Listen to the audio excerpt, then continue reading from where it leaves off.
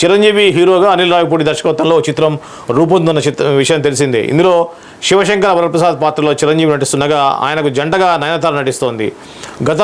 గత కొద్ది రోజులుగా ఉత్తరాఖండ్లోని ముస్సోరీలో షూటింగ్ జరుగుతోంది. తాజాగా నయనతార కూడా షూటింగ్లో జాయిన్ అయింది. ప్రస్తుతం చిరు నయన్ల మధ్య కీలక సన్నివేశాలను తెరకెక్కిస్తున్నారు. అలాగే ఓ పాటను కూడా చిత్రీకరించబోతున్నారు. సైరా నరసింహారెడ్డి గాడ్ ఫాదర్ తర్వాత చిరంజీవితో నయనతార నటిస్తున్న 3వ సినిమా కావడంతో సినిమాపై అంచనాలు ఏర్పడ్డాయి. చిరంజీవి కెరియర్లో ఇది 157వ cinema.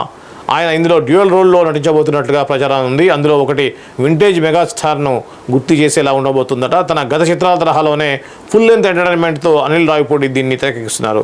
Shiny screens gold box entertainment బ్యానర్పై సాహు గారపాటి, సుష్మిత కొనిదెల ఈ చిత్రాన్ని నిర్మిస్తున్నారు. వచ్చే ఏడాది సంక్రాంతికి ఈ చిత్రం విడుదల కానుంది. భీమ్ సిసిరోలియో సంగీతం అందిస్తున్నారు.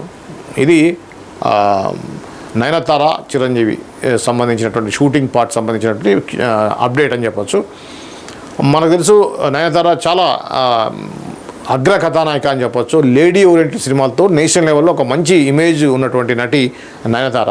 నిజానికి చిరంజీవి ఏజ్ ఇమేజ్కి తగ్గట్టుగా సరైన హీరోయిన్ని దీంట్లో సెలెక్ట్ చేశాడు అనిల్ రావిపూడి అని చెప్పొచ్చు. చిరంజీవి కామెడీ టైమింగ్ ఎలా ఉంటుందో నయన కూడా కామెడీలో బాగా చేయగలిగేటువంటి సత్తా ఉన్నటువంటి నటి. గతంలో వచ్చిన 2 సినిమాలు కూడా చాలా నిరాశపరిచాయి.